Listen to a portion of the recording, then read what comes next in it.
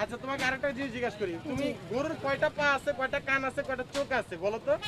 গরুর হ্যাঁ 4টা পাও, জি 2টা কান, হ্যাঁ তারপরে চোখ, চোখ শিং 3টা। শিং তিনটা থাকে না? জি চোখ, আর চোখ চোখ কয়টা থাকে চোখ চোখ জানি না।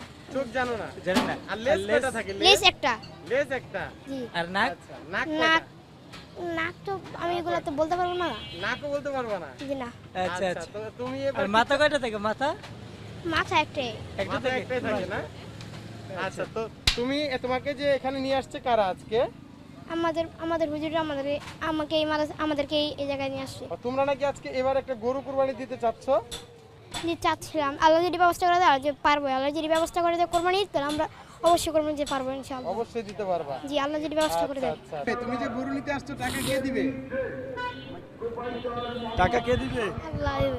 আল্লাহ দিবে। জি আপনারা আমাদেরকে একটু সহযোগিতা করেন, একটু সহযোগিতার হাত বাড়িয়ে দেন যাতে আমরা এই কোরবানির একটা গরু কিনতে পারি। ভাই আসলে এই যে গরুর হাট মিলছে, ওরা তো প্রতিদিনই শুনে যে গরুর বাজার হয়, তো গরুর বাজার ওরা প্রতিনিয়ত আমার অফিসে এসে বলে যে হুজুর একটু গরুর বাজারে নিয়ে যান, আমরা হয়তো গরু কিনতে পারবো না কিন্তু বাজারটা ঘুরে একটু অনুভব করতে পারবো যে গরু আছে। তো এই জন্যই ওদেরকে নিয়ে আসা, যে হয়তো ওরা মানে দেখবে না কিন্তু হাত দিয়ে স্পর্শ করে ধরবে গরুটা, বুঝবে যে এটা একটা গরু। আপনার কেমন লেগেছিল যখন আপনার কাছে এসে গরুর আবদার করলো যে আমরা গরু দিচ্ছি, আপনি দিতে পারছেন না?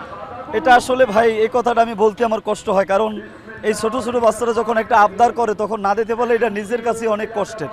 আল্লাহ যদি তৌফিক দিতে আমি ওদের জন্য অনেকগুলোই গরু কিনতাম, তো আল্লাহ তাআলা তো ওদেরকে 3 বেলা খাওয়া থাকার পরে সেই তৌফিক ওইভাবে আমাদের নাই, কারণ আমার প্রত্যেকটা লিমিটেশন থাকে। গরু কেনার জন্য এক্সট্রা 1-1.5 লাখ টাকা, এটা আমাদের কাছে অনেক বড়, তো এটা কষ্ট দেয়। তারপর আল্লাহর উপরে পুরোই ভরসা আছে, আশা ভরসা, আল্লাহ তাআলা হয়তো এবছর আমাদেরকে ব্যবস্থা করে দেবেন ইনশাআল্লাহ, এই আশা আল্লাহর কাছে রাখি। এখন পর্যন্ত কোনো কুরবানির ব্যবস্থা না, এখন পর্যন্ত আমাদের একদম পুরোপুরি গরুর কোরবানির ব্যবস্থা হয় নাই। আচ্ছা যাদেরকে নিয়ে আসছেন ওদের সাথে একটু কথা বলেন না, যে ওরা কে কি কালারের নিতে চায়, বা ওদের কাছ থেকে শুনতে চাই যে ওই পাশে ওর নাম কি? নাজমুল সাকিব। নাজমুল সাকিব, তুমি কি কালারের গরু নিতে চাও? আমি ব্ল্যাক কালার ব্ল্যাক কালার। এই যে কি আছে? তুমি ওমর কি কালারের গরু নিতে চাও? লাভ। লাল কালার। লাল কি তুমি বুঝো? তাই কেমনে নিবা? টাকা লাগবে তো বাবা। টাকা কে দিবে? তুমি যে গরু নিতে আসছো টাকা কে দিবে? টাকা কে দিবে? আল্লাহ দেবে। আল্লাহ দিবে। জি ইনশাআল্লাহ আল্লাহ ব্যবস্থা করে দিবে বাবা, ইনশাআল্লাহ। আচ্ছা তুমি কি কালারের গরু নিবে? হ্যাঁ সাদা। সাদা কালার নিবা? তোমার সাদা কালার পছন্দ?